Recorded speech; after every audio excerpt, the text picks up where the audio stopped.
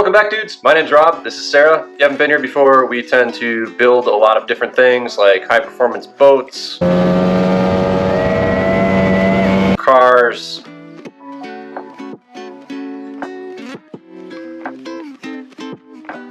snowmobiles,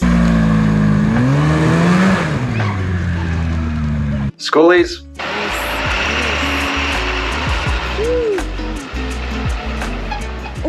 land. and yeah, I've been getting some comments like, where'd you guys go? What are you up to? Well, we will fill you in right now.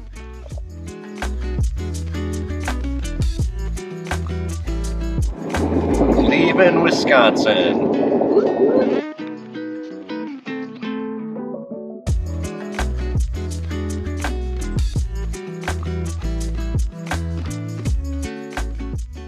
It rained a lot recently.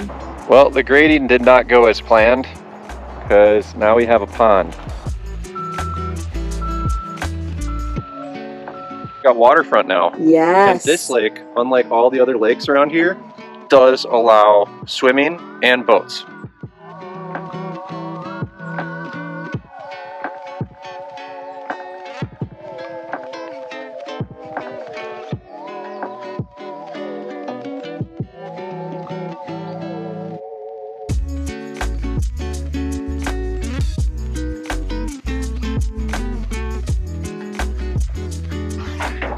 There's an engine in here now, everything's hooked up. It doesn't run yet, which is why I thought it would be a really good idea to start something new. So over here in the back of the Civic, we have a new hood for Sarah's Beetle. Woo! I just want to say I didn't mess that up. It came like that. And then today we went and got another project car because, I don't know.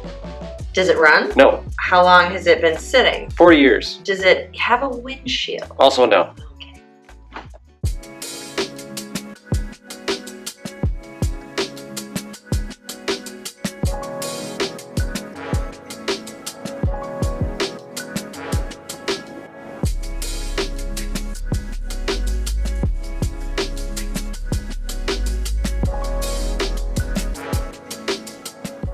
Alright, so let's get it in here and see what we got. Oh, and by the way, the 911 is almost running, but the idiot who installed the fuel lines swapped the supply and the return line, so yeah, figured that out a couple days ago.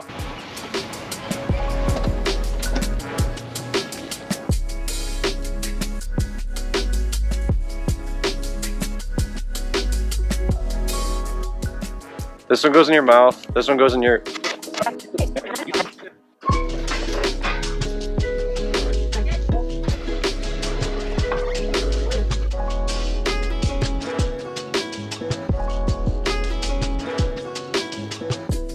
Just barely fits. Story of my life.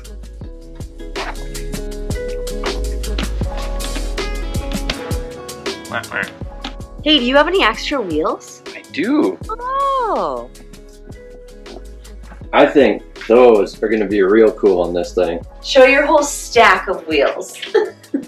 It's not that bad. It's like, I don't know how many sets, but it's not that bad. Well, we have another project car.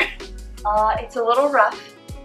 It's pretty cool though, it really is. And it's got a lot of potential, but yeah, it's a little rough, Rob. Get in the light, get some good shots of that. Nice. Woof. So I know it wasn't like a huge build series, but I had a 2002 project for the past few years, and that was pretty cool. I think it turned out awesome. And then when this came up for sale, and it wasn't like completely a pile of crap. In like that completely is a relative term Right. at this point, yeah. But it's the same color, and it's the same year. Yep. Man, I was like, oh. Honestly, if this had been cream or something, I don't think I would have gone for it. Yeah. But this is a 1972 BMW Bavaria. I don't even know what years they were produced, but they renamed them the Bavaria for like a short time. And it had the big motor, but less power stuff inside, which sounds perfect. It's a 4-speed and it has 80,000 miles. Okay, let's hop in here a second. And it's carbureted, it's not that funky fuel injection system. So this thing has been sitting inside since like 1980, maybe 1981. What's the odometer say? It's 83,227.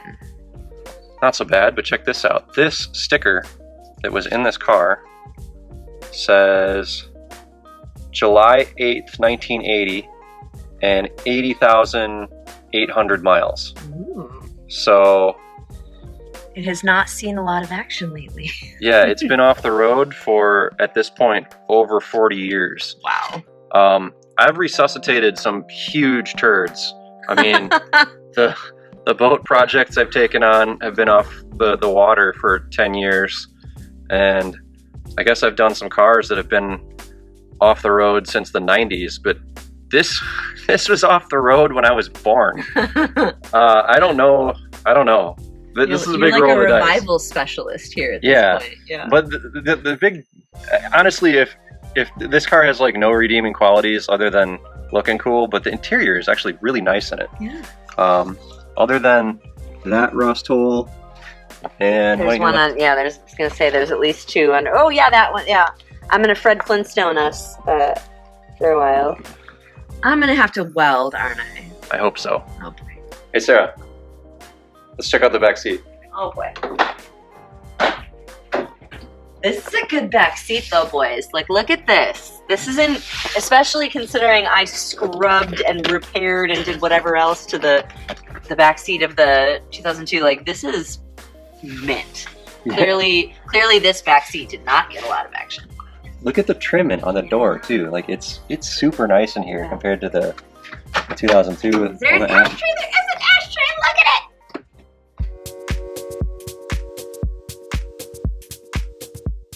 So what's the first thing you should do when you bring home a project car?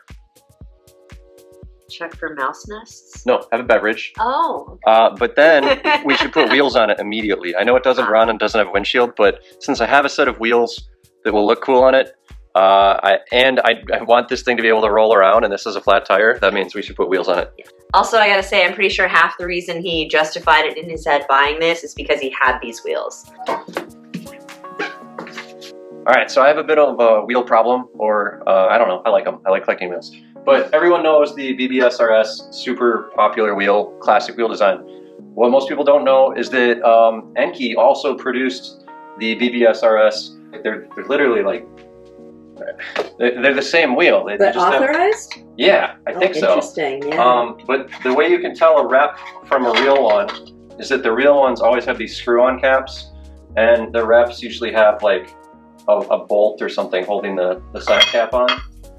So if you're gonna look for BBS RSs and you see a deal for like $400, this has to screw on.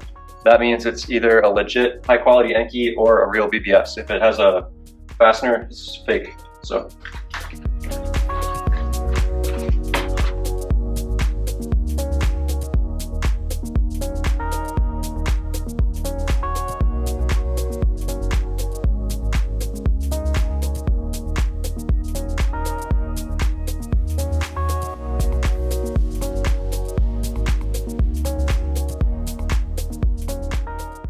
So for some reason, I thought the Jag XJ6 had 5x120 and it has 5x114. Not only will it not fit this car, I don't have anything 5x120, which means I need to find a set of wheels for this thing, because these steelies, I can't even really look at them. They're terrible.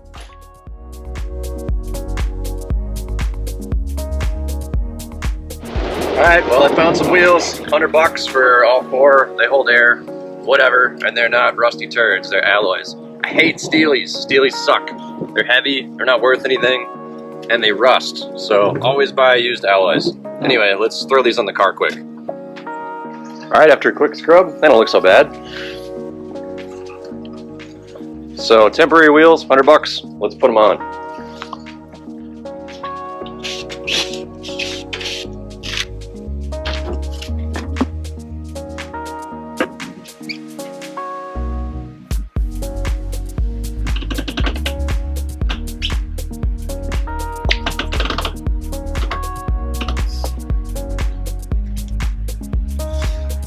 Way too high. Oh my God.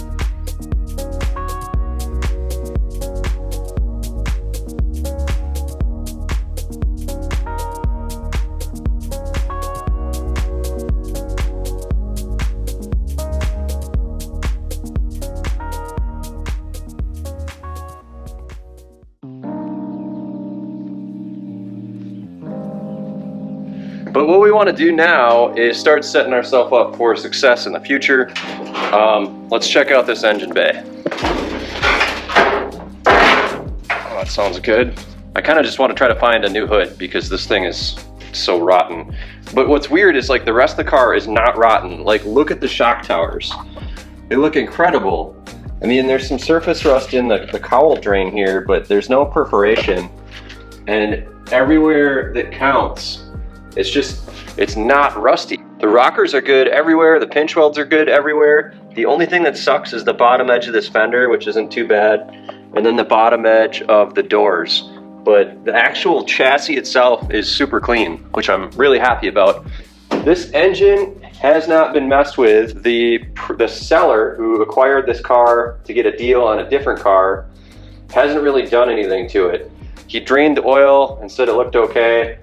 I don't know if I believe him, but we will find out. What I want to do now is I want to pull the plugs and just throw in some Marvel mystery oil and pump them in there and just let it sit for a few days, because we're going to let that sit and soak on those rings before we try to turn this over by hand.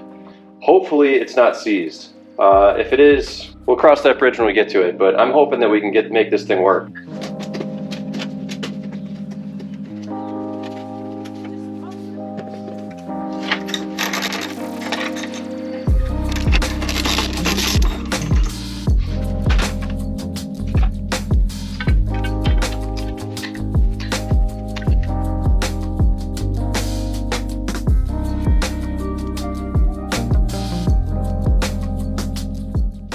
All right, dude, so all the plugs are out. All of them looked pretty good except for cylinder number, I'm guessing 3. I don't know, the third one from the front.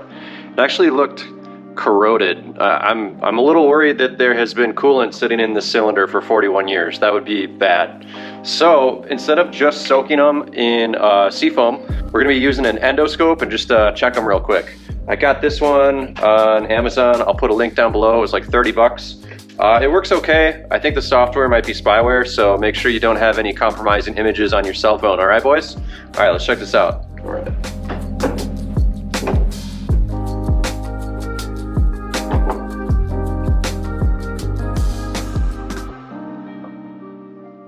Okay. Ooh. Uh-oh. That's not good. So it looks like looks like one of the valves was open. And oh no. Oh no. This cylinder is full of coolant. Oh no.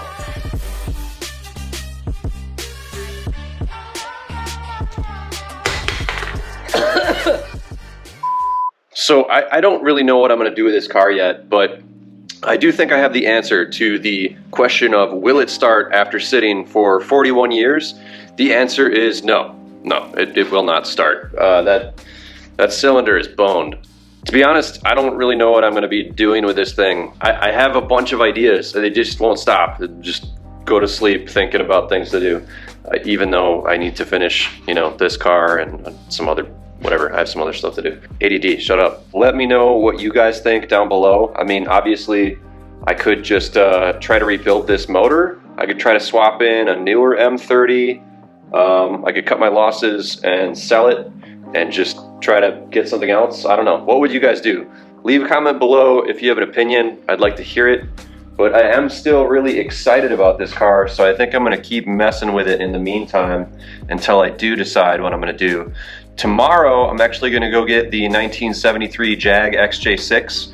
That is a super weird car too. That is a California XJ6 that has a 5-speed swap from an E-Type and triple SUs also from an E-Type. So it's basically an E-Type in 4 doors, much like this is an E9 in 4 doors. They're within a year of each other. I've actually been reading motor trends from back then, and it's really interesting how comparable they are. I'm gonna try to get the 2 non-running early 70s European cars I have together just to do a video and compare and contrast my piece of crap non-running Bavaria to my piece of crap non-running Jaguar.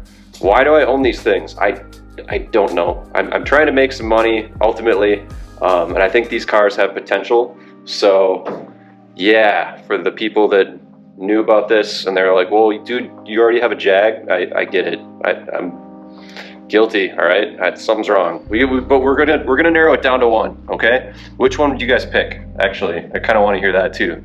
Would you restore the Jag XJ6 or would you restore the Bavaria? I think I know what I'm gonna do, but I want to hear what you have to say. All right, cheers. Till next time, dudes.